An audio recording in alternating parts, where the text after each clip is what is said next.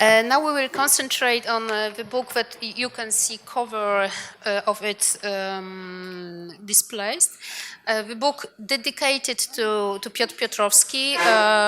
It has written on one of the first pages in memory of Piotr Piotrowski, and this part of our conference is exactly titled in this way, in memory of Piotr Piotrowski. We have 3 panelists now, but this panel, it will develop, we will see how exactly. But we have 3 panelists now, 2 editors of the book, Beata Hock and Anu Alas. Beata is based in Leipzig, Anu in Tallinn, and they together worked on this book, and they will tell you describe this book, their ideas about it, and then we will ask Jérôme Bazin to comment on this book, as Jérôme is writing or has already written a review of this book for Mezzosfera.org, as far as I remember. Okay, so maybe I will just give you a microphone and you can start. And maybe leaflets. Leaflets. Okay. Thank you, Agata. And thank you also for the introduction to present the book, as it's probably very clear that this is a very good opportunity to first talk about this book, which came out just really a few months ago. And this is the first time when we present it or talk about it publicly to any degree. And why I'm saying that this is a very good opportunity, because as Agata already said, this is not only dedicated to Piotr Piotrowski, but also grew out of the last conference that he convened, which was titled East Central European Art Histories Seen from Global Perspectives. And I don't know if I can reveal the secret or whatever, but what our plan was, how the panel would develop, is that after briefly talking about the book, we would also invite participants of this conference who had participated at this last conference in Lublin that Piotr organized to kind of also join us and then talk about that conference, share some memories with it. But for me, when I start talking about the book, it is inevitably inevitable to also start talking about the conference, because the book grew out of the conference, and because the conference had at least 2 very valuable heuristical concepts that Piotr Piotrowski put on the table, and these were the 2 concepts that we tried the most strongly also to reflect in the book. But just to say a few words about how then the book came into being, is that well, those of you who were present at the Lublin conference maybe share my reminiscences of this conference, that it was an exceptionally productive and successful one. So already after the conference, we were having a conversation with Piotr, where we were thinking about, or came the idea that it would be actually a very good thing to maybe approach an international publisher with this material, mostly only for the reasons so that they can also internationally distribute it, whatever comes out of it. And so the idea remained at this point, and then, as you all know, just a couple of months later, Piotrowski died, and on this sad occasion, it just seemed to be an even, not better idea, but an even more justified idea than to edit a publication in his honor and to address a prestigious publisher with the material. And so that's what we did. And then the publisher Routledge, which is now called Taylor and Francis, quite enthusiastically approved the proposal, and then work started on the book. So in this, the few words that I want to say about the book, like I said, that I would like to highlight these 2 heuristical tools or concepts that Piotr put on the table with this conference, and that we try to keep in the book. And the title of the conference and of the book both has it. So one is the viewing at East Central European art histories from a global perspective, or as the book titles says, globalizing East European art histories. And of course, we know that global and transnational perspectives have been buzzwords in art historical research in the past maybe 2 decades. But Piotr very well sensed it that nevertheless it is badly needed that we just constantly try and persist in applying this perspective on regional art history, mostly for 2 reasons. Would I say, I'm not saying that I'm from this point on representing his own thinking, but this is what was the inspirational for me or for us, is that in these world art studies or global art studies conferences or publication or events, Eastern Europe mostly is missing as a territory, as an object of study. There is an insistence of moving away a Eurocentric way of thinking or a Western-centric way of thinking, and for this reason, the attention turns mostly to territories outside Europe, whereas the historical distinction between the 2 parts of Europe tends to be overlooked. So for this reason, it seemed to be a very, very viable idea to offer East Central Europe as a study field, an object of study for research in this paradigm. And then the potential strength, or kind of like an argument that you can put on the table and saying why this region might be interesting for global and transnational history and art history, is that it turns out that before nation states were formed after the First World War, or in some cases before, or in the case of some other countries, they existed historically and then ceased to exist as nation states. Many or most of the nations in this area used to belong or be independent on other bigger political or administrative units in their history. And this seems to be a constant factor over the centuries. So in our bringing together this book and articles in this book, we didn't try to suggest any sort of a shared cultural identity or shared cultural values or such things, more like pointing to this thing that this dependence on bigger entities has been a historical constant, and if we just want to put on the table another quiet political topic or politicized question, we can also ask whether or not this situation ended with 1990, when most of these countries thought that, okay, finally they are free from foreign domination. But whether or not joining the European Union kept this independence or not.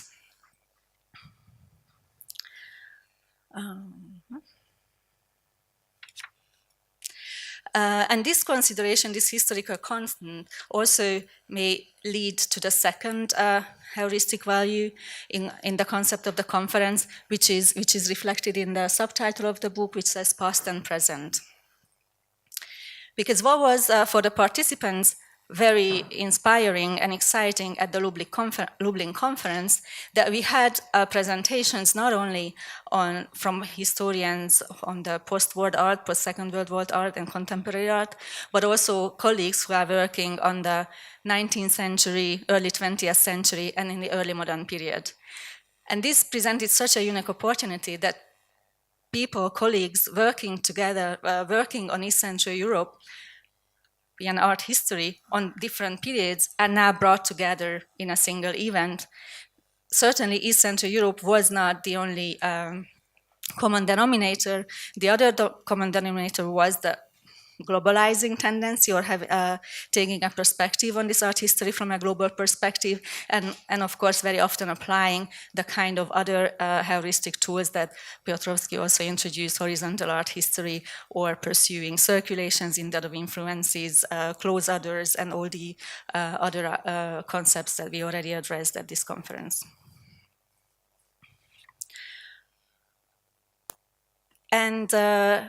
And this past and present aspect is something that we very much try to keep in the book, very much insisted on having it included, although unfortunately many of the contributors to the conference could not also contribute to the book.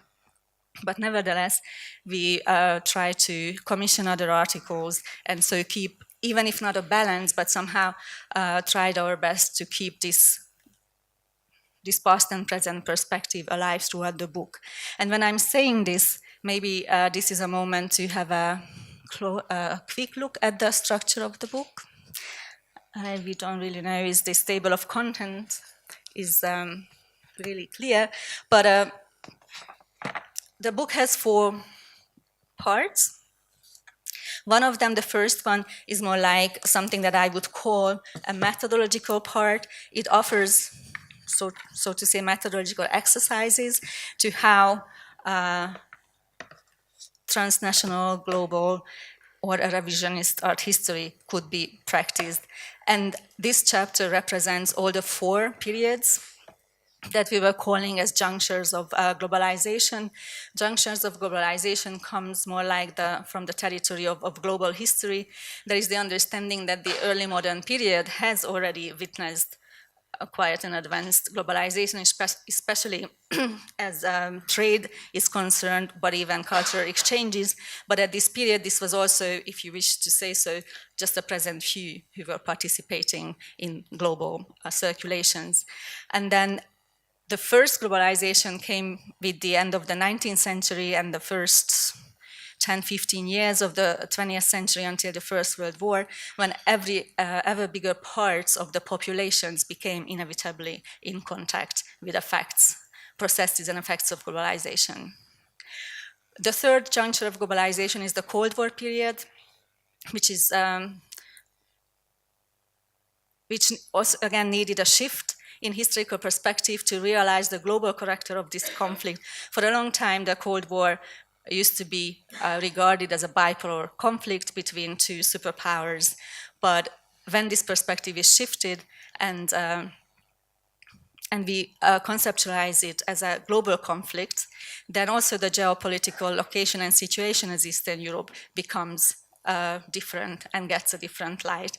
And also this change of shift may help us to move away from a fixation of Eastern Europe, of Western Europe, where we always want to belong.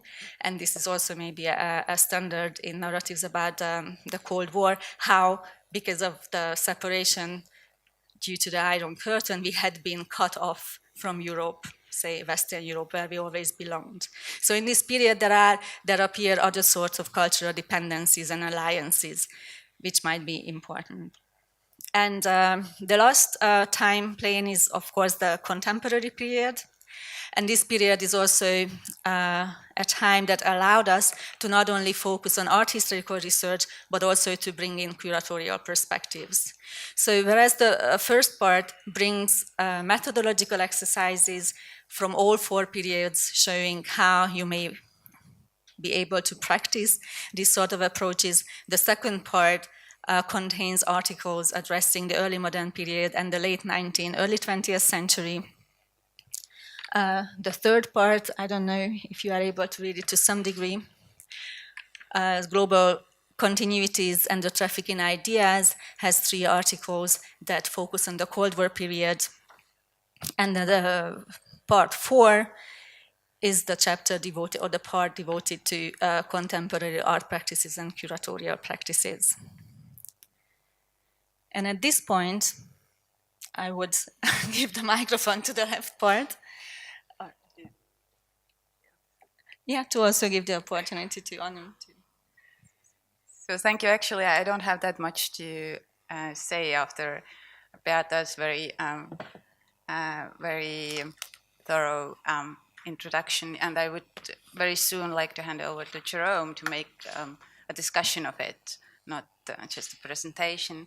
Maybe one thing that I would like to stress is partly what Beata already said, but obviously we didn't try, while compiling this book, we didn't try to cover the whole region of Eastern Europe or all periods of time, as it's just not possible, and it maybe also wouldn't make that much sense. But what is more, what the book is about is it's an attempt to show how many different things this doing Eastern European art history from global perspective can mean. It can mean researching some actual connections between cultures and regions. It can be doing research on imaginary connections or interactions, indirect interactions, all possible things, all possible different patterns of this research, or slightly different methodologies, slightly different understandings of what global art history is. So this is what this book tries to show. And also what I would like to stress is that this doing global art history, it can mean obviously looking at or looking for some points of globalization in history, or looking for some specific cultural phenomena that shows this or that makes this globalization explicit. But on the other hand, I don't know, we talked about it with Beata and Train, and I'm not sure even whether we agree. I would like to think that basically all kinds of cultural products from all periods of time can be looked at or viewed from global perspective.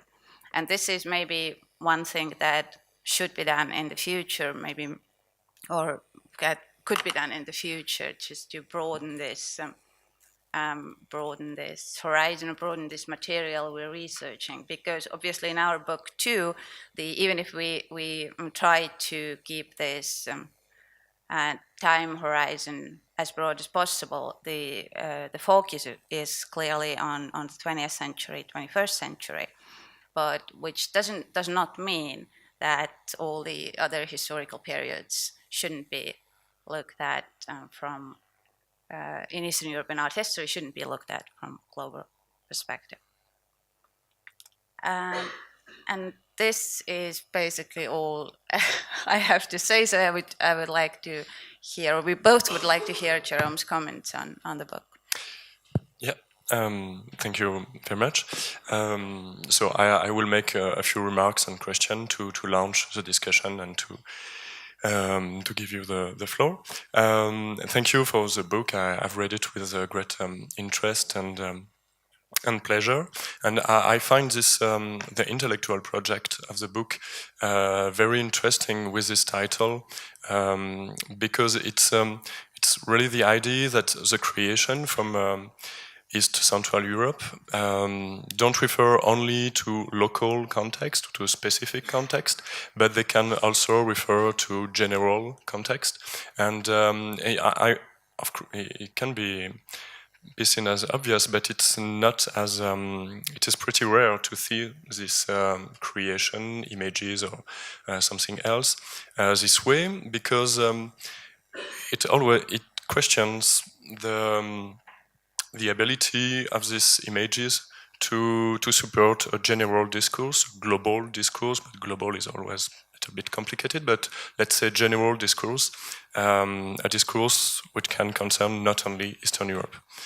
So I find it a really great idea to look at the image from Eastern Europe to question something else that Eastern Europe.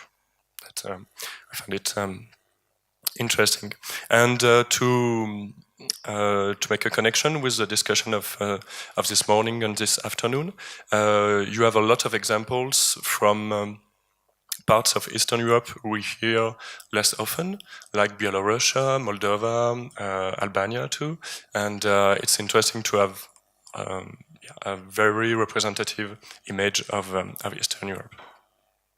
I just have two remarks and a question. The first remark is about the famous dichotomy between center and periphery. We already spoke about that, and I was interested in one contribution. The author says that this couple, center periphery, is questionable and even obsolete. We don't need that, and that's a remark. Something I'm wondering very often. We always say that we don't need to speak about center and periphery. It isn't useful anymore, and yet we keep using it. And that's so my first general question. why this persistence of the concept of center-periphery? Can we just drop this concept? If we really don't need them anymore, shouldn't we write art history without speaking ever about center and periphery? And is it possible? Is it does it make sense? Can we really, or can we be freed from center and periphery, or will we just criticize over and over again this idea? Maybe it is made just to be criticized. Maybe. And the second remark is about what you have told and what is really, really interesting about the book, and I encourage everyone to read it. That's the chronological frame. And it's pretty original to have something which refer not only to one period, the communist period, or the post-communist period, or the interwar period, but to have a very large chronological period. So you have a contribution about early modern Europe, about the 19th century, and we need that. I think now, at this time of reflection about global history, global art history, we need this long-term perspective. For instance, with a contribution about early modern Europe, that's mostly about Poland-Lithuania, and we see a totally different geography with the relationship with the Ottoman Empire, but also with Persia and also with Caucasus. And I was interested this morning with the map you have shown, Katarzyna, the map from 1842 about Eastern Europe. We see very clearly that Caucasus belonged at this time to Eastern Europe. Today, nobody would say that Caucasus is in Eastern Europe. So, to make reference about previous to Slavic Europe, yeah, and today it will be very polemic to say that. Yeah. And of course, in early modern time, it makes totally sense because the centers of the world, I use the word centers, the richest part of the world was not Europe. It was India, it was Persia. So it makes sense that Poland and Lithuania had contact with these very rich regions. So yes, it's interesting to have this other chronological perspectives, and it's not just knowledge and to add other things. It really questions the geography that we are mobilizing, that most of us are mobilizing. Most of us who work only, it's important period, but only about 20th century. And I think that we have to maybe provincialize 20th century, to consider 20th century just as one period among others, and not to consider it as a homogeneous period, and that we could analyze just by looking at this. And when I say 20th century, actually, it's very rare that we work on the whole 20th century. We divide 20th century between interwar, communist period, and post-socialist period. So this wide chronological range is really a great asset of your book, and that leads to the final question, to this question. So you give many examples from different period, and I was wondering what is the next step after this very interesting work? Do we need a narrative on the long term to organize the different period? How do we present the connection of Eastern Europe with different parts of the world, with Persia, with Ottoman Empire, with Western Europe, with Latin America? You have a lot about exchanges between Latin America and Eastern Europe in the second part of the 20th century. How do we organize it? And do we need a narrative for this long-term perspective. And I think that's also a question we had this morning and this afternoon. Polyphonic approaches are fine because there is circulation in every sense and everybody is connected with everybody. But how do we organize the whole thing? And how do we write a coherence, and do we need a narrative? Okay. So, yeah. Thank you, Jerome. I'm really happy that you picked up the points that I think I also like.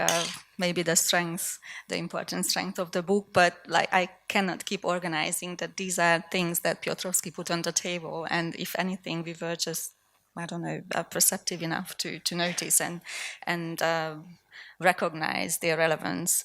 So your question, what is the next step? Maybe I would answer with my answer to the previous question. What about center and periphery? Whether or not it's obsolete, or why does it keep coming back? And so I think the book already, not in the next step, but in the existing step that we can find here, at least gives two sort of answers. And I think the author that you were mentioning that made this statement about the obsoleteness of center and periphery is the first article in the book. And then the book ends with an article that argues for a minor transnationalism, this concept that Carolina was also introducing just an hour ago.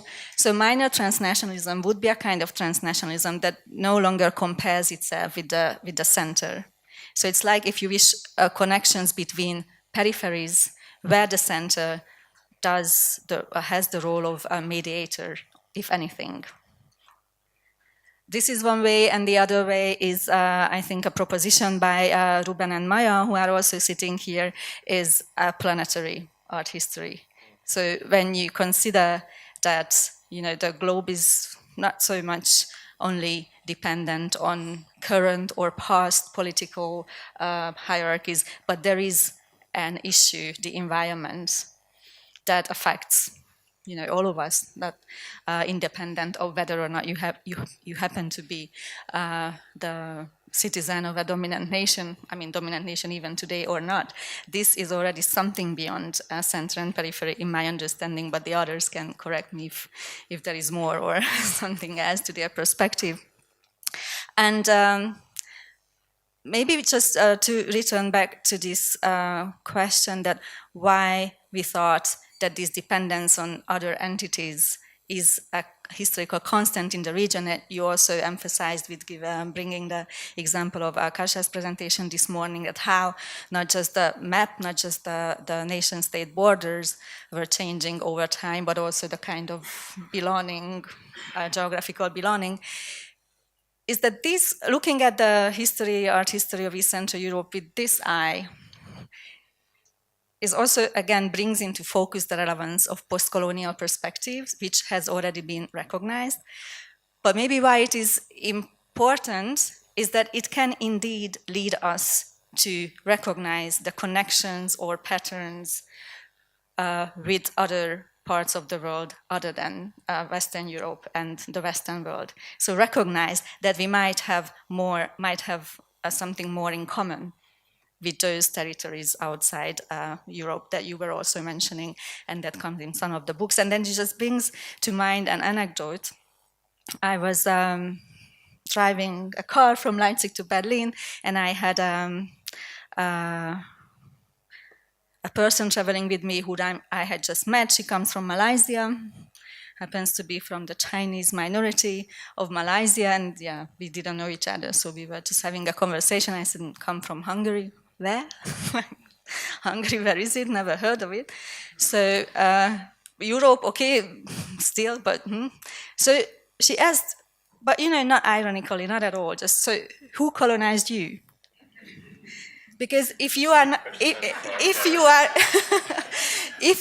a nation that I ever heard of, yeah, certainly you haven't been any of the important nations, so you must have been colonized in your history several times. And And this question of hers was just so revelative. And then just a couple of weeks ago, I told this anecdote to my boss, who had been preparing for a summer school somewhere in Asia, about, discovering or revealing this sort of deep connectednesses between Asian countries or societies and Eastern Europe, whatever.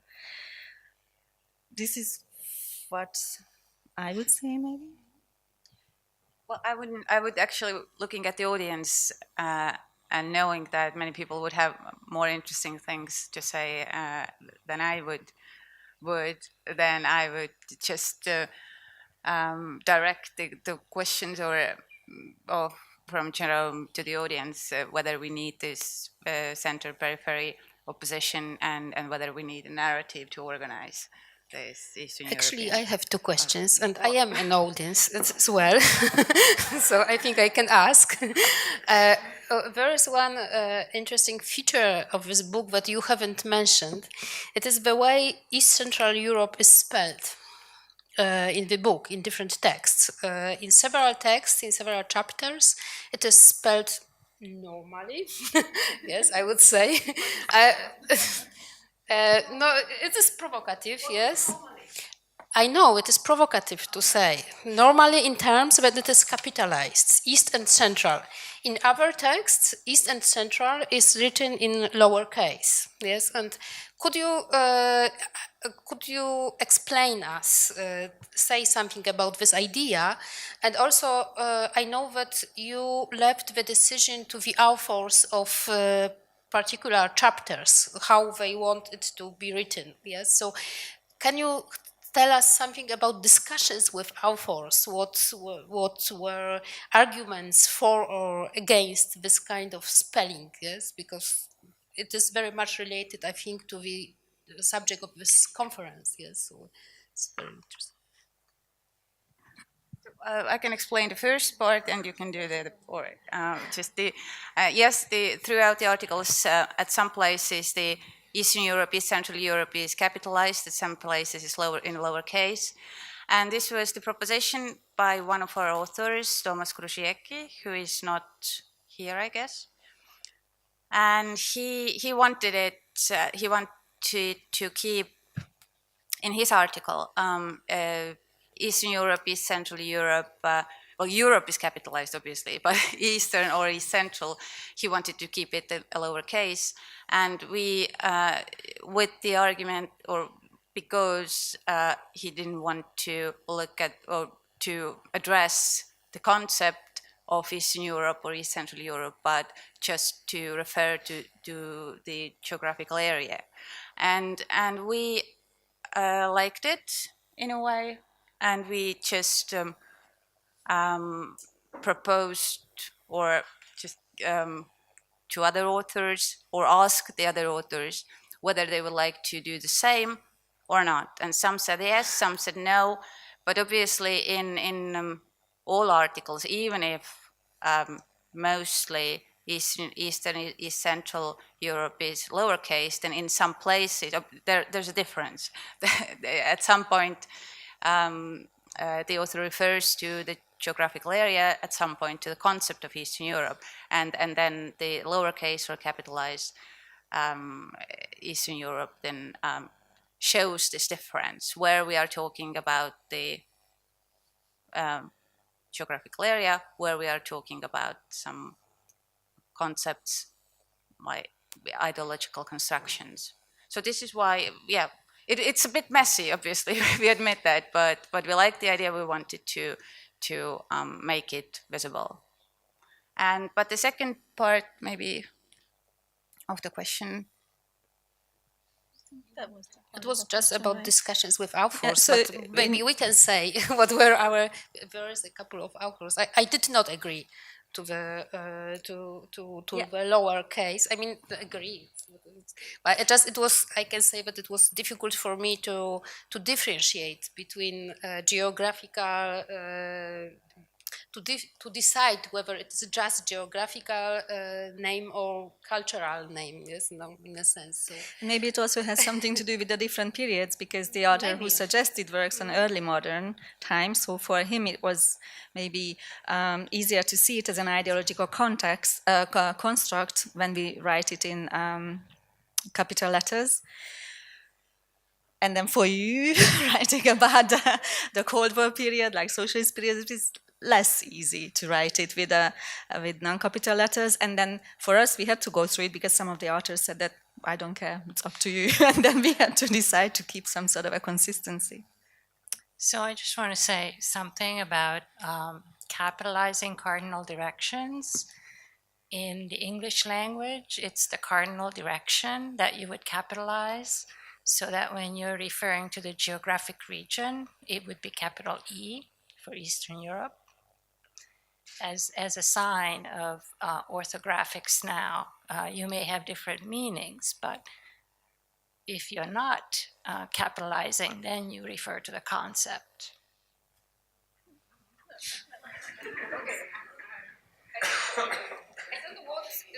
Okay, if you want to concentrate on this, it's okay. Well, I actually don't want to concentrate on that, but I just want to say that in newspaper articles, the journalists, I mean, perhaps it depends on the journal, but many journals simply use lower keys for Eastern European. So, I mean, European is probably capital, but Eastern is always small. So, I mean, we can continue, of course, the discussion, but I wanted to not to miss the opportunity to address the issue of the implied colonizer. Because it was implied very strongly. And I think, and this is not in any way the critique of the book, which I found very worthwhile. I actually read it online. I found very many articles incredibly interesting. So, you know, I would recommend the book for those who study Eastern Europe. And congratulations, tutte le brave persone. You know, it's very good. But one question, and it is inevitable, as it were, because of this implied colonizer, whom we have rejected. I mean, it was present in Szafazik's map, but since then, because of the fact that he was the colonizer, it was the colonizer, Russia, you know, it is being swept under the carpet. I mean, and it is not critique to you, because we didn't have those. Pardon? Does it refer back to your talk in the morning? It refers to all our talks, actually, because almost, especially in the morning, every paper referred to Russia, to Soviet avant-garde. And there is no, and we take the global perspective. We study Eastern European art from global perspective. We provincialize the West. We go to Asia, we go to Latin America. But why don't we acknowledge the fact that there is also Russia as the point of reference? I find that, you know, there are PhD written, and those PhD written are nowadays from the same perspective, that you don't write about Russia. You only write about other points of reference. So this is my kind of introduction. I mean, this is not the critique of your book, not at all, because there were no papers on that, so you could not include them. But this is taking the discussion further. It is about your next step, as it were. I would like to actually re-acknowledge the fact that Russia played a role. I would just a very short comment on that. I'm not whether we write about Russia or not depends who this we are. Coming from very close to Russia, I know a lot of people who write about Russia and think about Russia all the time, and some of them are in Russia, some of them are outside of Russia. But somehow this circles of people who identify as Eastern European art historians, and then identify, I don't know, even Victor can say it obviously more precisely, how Russian circles of cultural researchers, theorists identify or how they feel about this Eastern European, broader Eastern European circle. But maybe this is one thing to do, to bring them together, to bring us, how horrible it may sound, but bring us closer to Russia again. So, yeah, but... Naughty question. So I love the book. I read it. It's great that it was for free online. And I wanted to say that when you take a book, Global Art History, without Eastern Europe, you have similar, concept of going through different periods. So the structure we spread like in space and in time.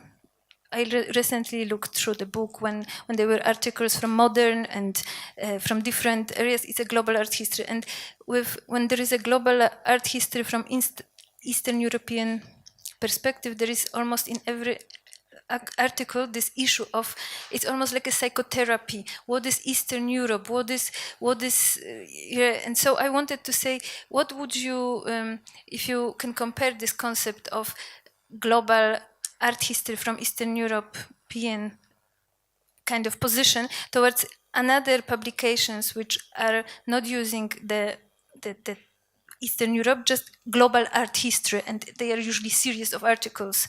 So what would be ultimate goal of this this kind of how do you say this supplementary value for the global art history project? How would you define it?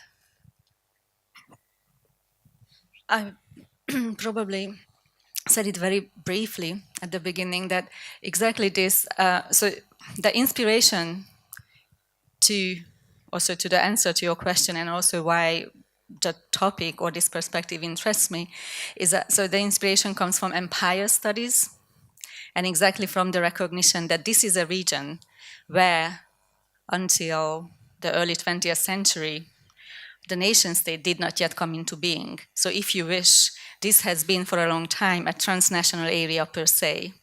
And whether or not you agree with this, I often use global and transnational in almost synonymous ways, because, and we spell it out in the introduction, that the global, when we say a global perspective, it doesn't have to take the whole globe as the object of study. It's more like looking for connections, exchanges, and unexpected border crossings. And unexpected border crossings, maybe just to say it very plainly, again, this detachment of an insistence of belonging to Europe and Western Europe.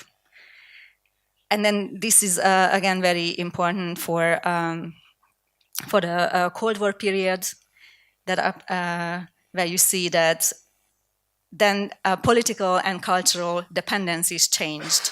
And then this territory, this region, then came into contact with other territories. So this would be, and I don't know if I agree if many of the articles therapeutically deal with the question, what is Eastern Europe? I don't remember. We even don't do that in the introduction, because we just solved it with a footnote saying that there is ample literature on it, and this is not exactly what interests us. And exactly this continuous dependence on bigger entities is that, for our eyes, brings the region together, or creates some sort of a, well, not a unity, but a connectedness between the different entities of the region. But once you talked, then I also wanted to thank you for reminding us of the drawings that Darius Tarkavian was taking during the Lublin conference. And then you had to get in touch with the artist, and then his drawings are illustrating now the introduction. And this is, yeah, again, without you, it wouldn't have happened, because I didn't think of it. And then I don't know if this is a good bridge to the... Discuss the whole night, so 2 more questions, and then we will move into Lublin conference, okay? So I wanted to ask about the the choice of publisher, and that kind of relates to this idea of center periphery and a question that came up earlier about language, because I was both pleased and disappointed to see that it was published by Routledge. And of course, I understand all the reasons for having it published with Routledge. Distribution, international exposure, but their publications are notoriously, ridiculously expensive, as is this one, £115. So, what's that? 120. I just checked, but you can buy it online. I did not know there was a free online version. I didn't find that, but you can buy it online from Routledge for the ebook for £40. And you can rent it for 6 months for £20, and I think a year for £24. So I mean, this brings up all these aspects of the market, and especially if we're considering the precarity of the academic job market and academia in general, and the cost of these books, and who is actually able to buy them, and also what libraries are able to purchase them. Because and I'm guilty of this myself, because my first book was with IB Tauris, which is also notoriously expensive. And and I also know that getting Piotrowski's books published in English was incredibly difficult, and they went to several publishers before Reaction agreed. So to address this idea of the center and periphery, we still have to rely on the center it goes back to the global flows of capitalism. But if you could just talk about the choice of the publisher, that would be interesting. Yeah, this is totally true, and I did want to address that as kind of like as we go move away from maybe conceptual questions or contextual questions. Yes, whether or not a book published in Lublin at a gallery, which was the original plan, has better chances to get to libraries all over the place, it's a question. And it's not the question of the price, but it's a question of the availability, contacts, whatever. So I think the choice was not very sophisticated. We had two things in mind, and then the Routledge was, I think, through with Kasia Murawska. Okay. No, there was the other one was Leuven, I think, university publisher. I don't even know why we ended up with Routledge. I mean, Kasia reviewed a book for Routledge, and then the editor addressed us asking that, she says that this book is underway, it sounds interesting. So in that sense, it was not much of a conscious choice, and already back then, Kasia said exact same objections, that it's very expensive. But this tends to be a trend with major international publishers, whether or not it's a good or a bad news that admittedly, they published the books as a hardcover originally, catering to university libraries. Again, which university libraries? You very clearly pointed to the problem. But if there is interest, then they come out with a soft cover, with a paperback, and which is going to be cheaper. So, and for that reason, this was not exactly a free online version, but they made the content of the book freely available for 2 months. And I think this seemed to be quite a good advertising tool. I mean, I got lots of responses also for reviews. And I don't know, I hope that there are no representatives of Routledge here, but whoever asks me for the PDF of the book, I do send it. We don't have the final PDF, because even we don't have that, but exactly for that recognition, I also think that, who am I to decide?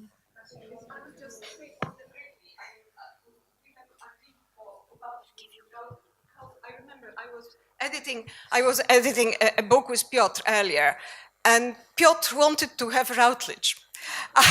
And so I thought, yes, since Routledge wanted to have the book, I thought it would be like realizing his wish, That is why we went for that. And apart from that, they have started the whole series on Eastern Europe. So you apply to the publisher that looking at it from a different perspective, that they have the readership, they have the established readership. So. Yeah, this is probably not going to go anywhere, but I really appreciated that you mentioned Russia and the Soviet Union. And the reason is that I suddenly remembered that, of course, when we read a title like Globalizing Art Histories, we think of it as somehow unique. But there were, of course, in history, other efforts to create and construct a world art history, and the Soviet one is one of them. So there was indeed such a thing as art history written from a Soviet perspective that intended to span the globe. So not that that has any relevance for your project, but it does kind of show us that even globalizing art history has a history. And that to dismiss that history, as is so often the case, particularly when it has to do with Russia or the Soviet Union, is actually not a good idea. So the initial response to what you said was to simply say, well, you know, this just feeds into Russia's own narrative about its isolation and so on, that it doesn't get included. But actually, I find this a much more interesting perspective to take on what seems to be a unique project, but what in actual fact has a bunch of predecessors in history. And like I said, the Russian one is as good an example as any. Another book is underway on that. Socialist internationalism and the global contemporary. I will show you in a minute drawings from the Lublin conference, but if we are discussing the editors of the books, it can be just interesting for you, because I don't know whether you are aware of this, but maybe Marysia can explain it. The editor of all the books written by Piotr Piotrowski that were published in Poland were published by one editor. Marysia, would you like to say something about it? Or what? Is this third book of course? I don't remember. Edited by Rebis. It's a publishing house from Poznań. I will say a few words about this book. When Piotr died, we find it manuscript on his desk. And then we compare this manuscript with electronic version. The last time opened it in the 1st of May, because he working on this book to the end of his days. And my sons forced me to publish this book.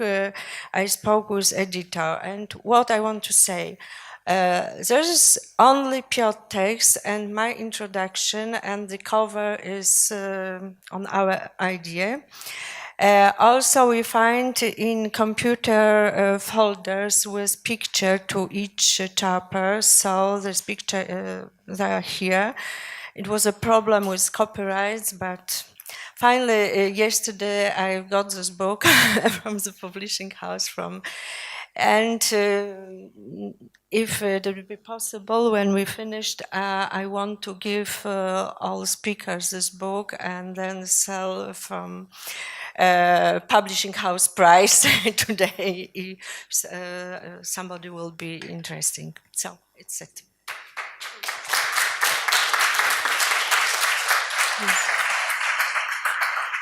What is interesting about the publisher is that it is not academic publisher, it is commercial publisher, but friends, just friends. Yes, it can be said.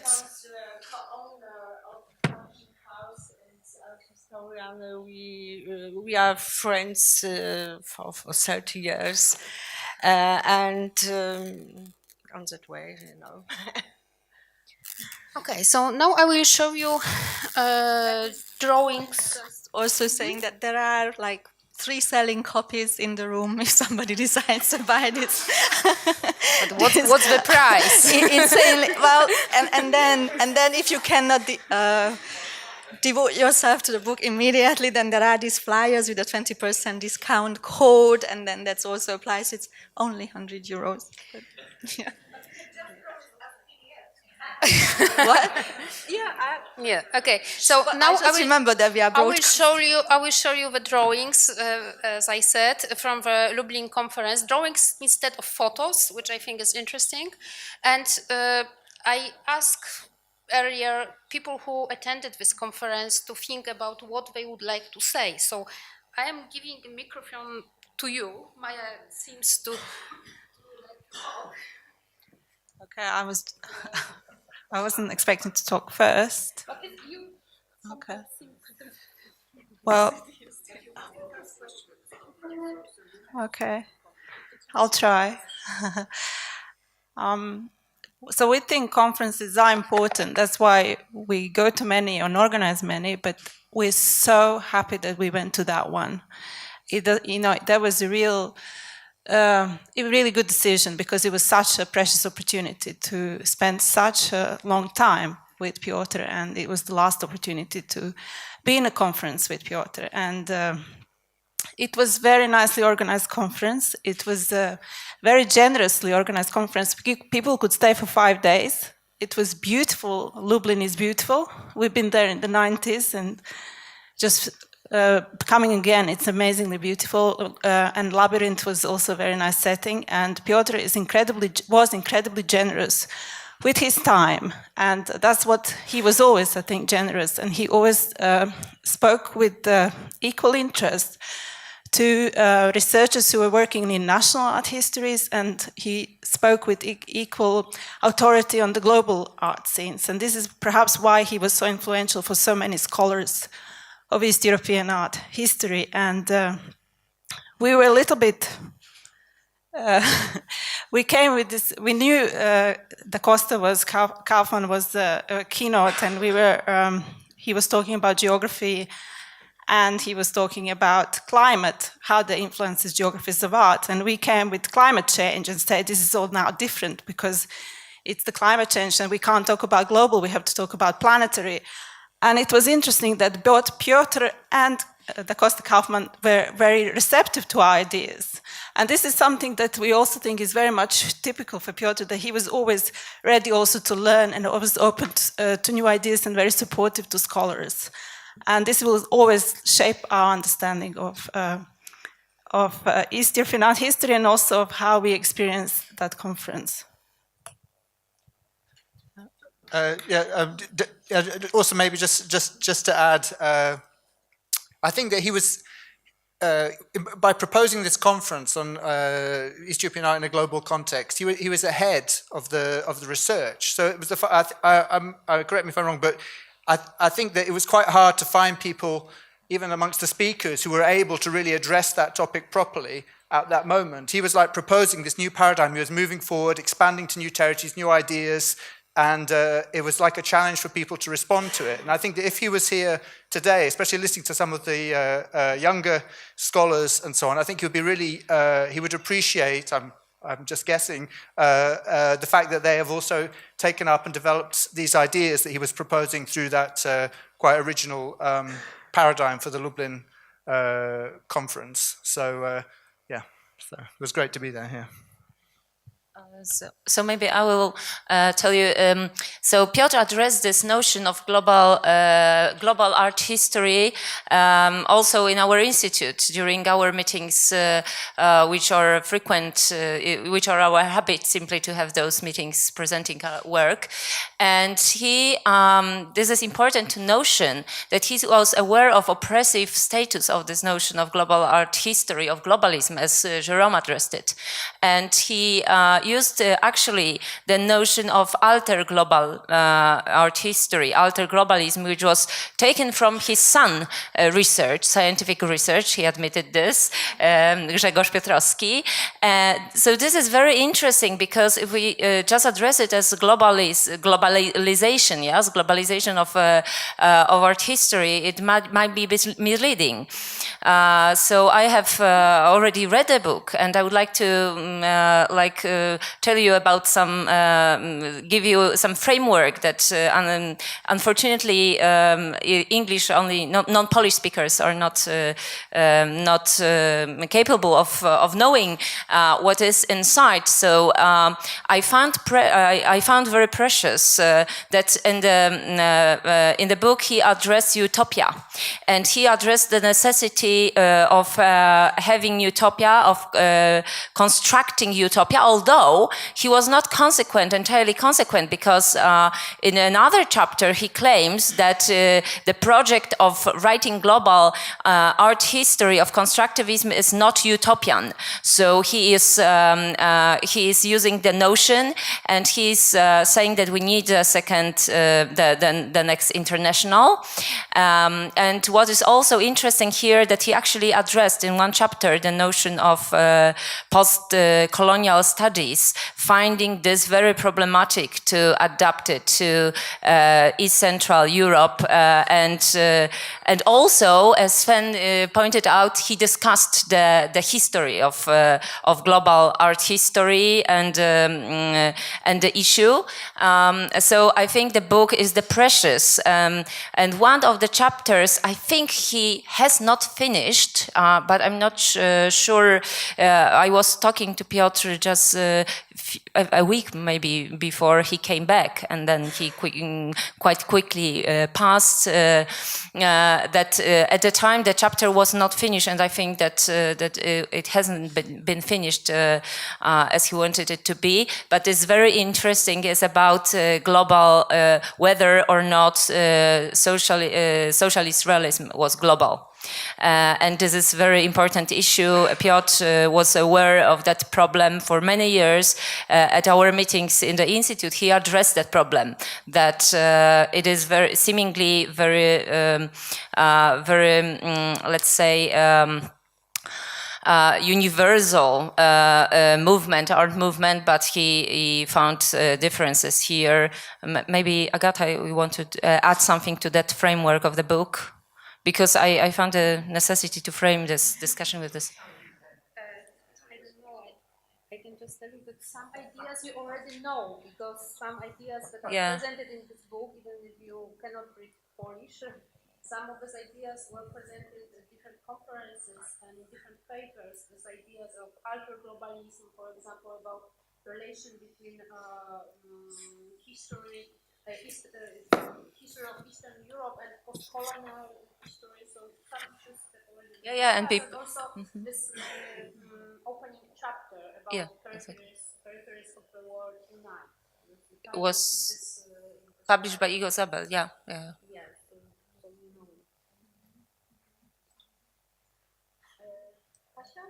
I have spoken so much that I don't know that I'm allowed to say anything else, but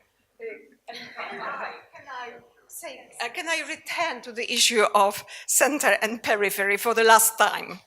Because, you know, Piotr was very much a man of the center, and he was also the man of the peripheries, you know. He was, and the conference was set up, was organized in the, you know, you may say, I don't want to say peripheral city, but town of, but it was really a kind of remote town of Poland, and the place was absolutely wonderful. We were, I mean, that was already said, that we were treated, everything was organized with generosity and friendship, and incredibly professional. Everything was incredibly professional. So that's another aspect of Piotr's activity of bridging this in a way gap of making the center and periphery working together.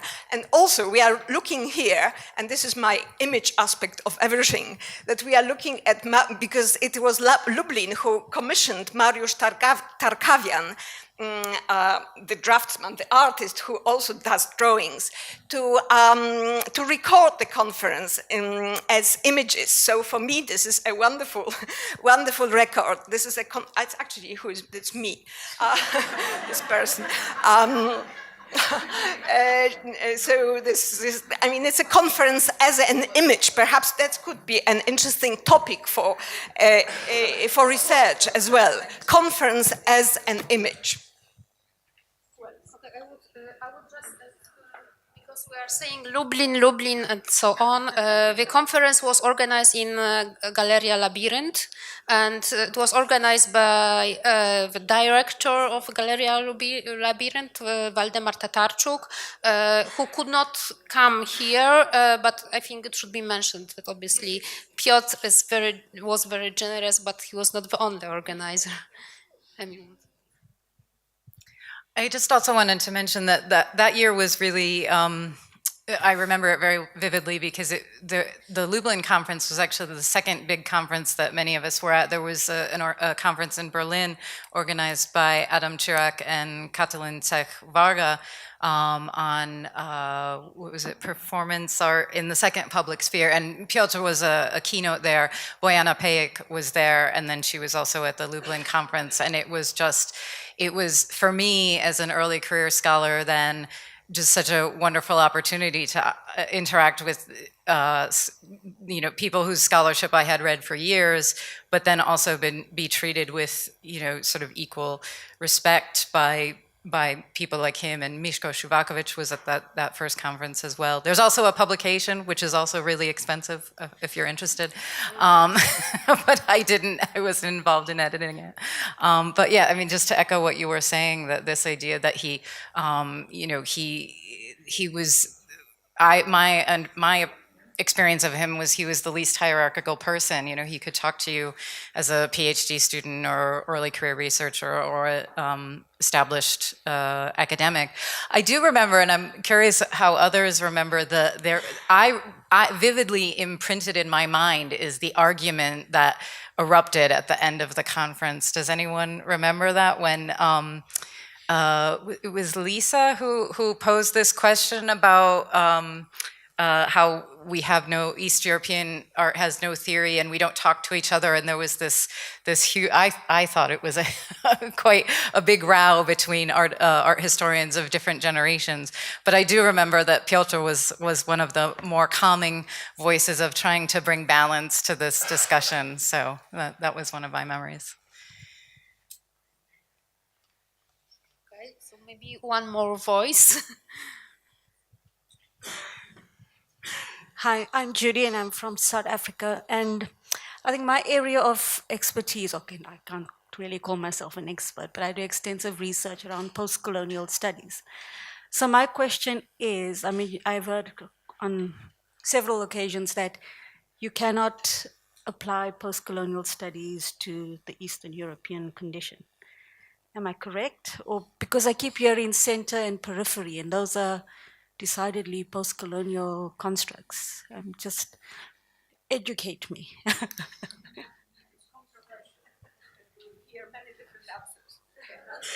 I would say you can apply. Taking advantage of the microphone. That is really a big question. There is a text on it written by Piotr Piotrowski, but we are not able to summarize it. He was against using post-colonial theory to write East Central European art history, to say it shortly, but I am not able to summarize his argumentation in 3 sentences or 4 sentences. So I propose that we just move maybe this discussion to tomorrow, because we have a session on post-colonialism actually, so it will be a good occasion to come back to this question. And I propose that we just finish for today.